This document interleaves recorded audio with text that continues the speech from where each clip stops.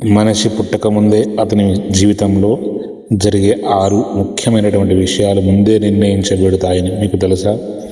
హిందూ శాస్త్రాల ప్రకారం ప్రతి మనిషి జీవితం పూర్వజన్మ కర్మ ఆధారంగా నిర్ణయించబడుతుంది.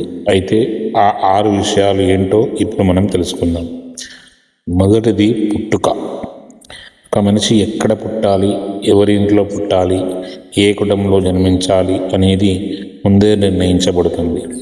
అది పూర్తిగా అతని గత జన్మలో చేసినటువంటి పాపపుణ్యాల ఫలితం. అందుకే కొందరు ధనవంతుల ఇంట్లో పుడతారు, మరికొందరు సాధారణ కుటుంబాల్లో పుడతారు.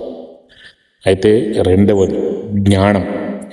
ఒకే గురువు అందరికీ ఒకే విధంగా బోధించినా కొంతమంది గొప్ప పండితులు అవుతారు, మరికొంతమంది చదువులో వెనుకబడిపోతారు. అది కూడా పూర్వజన్మ కర్మ ప్రభావం అని శాస్త్రాలు చెబుతున్నాయి.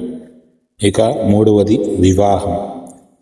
మన జీవితంలో వచ్చేటువంటి జీవిత భాగస్వామి ఎవరు అనేది కూడా ముందే నిర్ణయించబడుతుంది.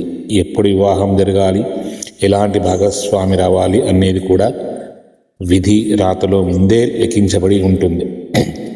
ఇక నాలుగవది ఐశ్వర్యం.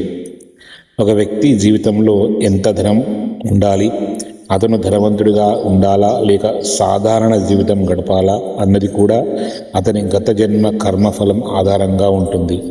అందుకే కొందరు చాలా కష్టపడినా ధనం రాదు, మరికొందరికి కాస్తంత మాత్రం పని చేసినా అదృష్టం కలిసి వస్తుంది.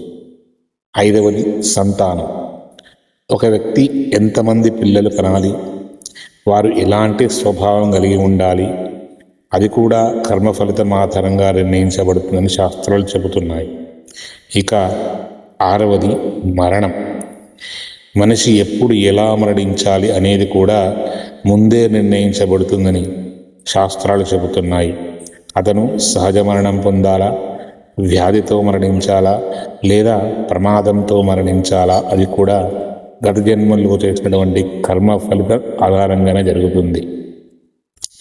అందుకే మన పెద్దలు చెబుతారు, మనిషి చేసిన కర్మలు ఎప్పటికైనా కూడా ప్రభావం చేస్తాయి అని.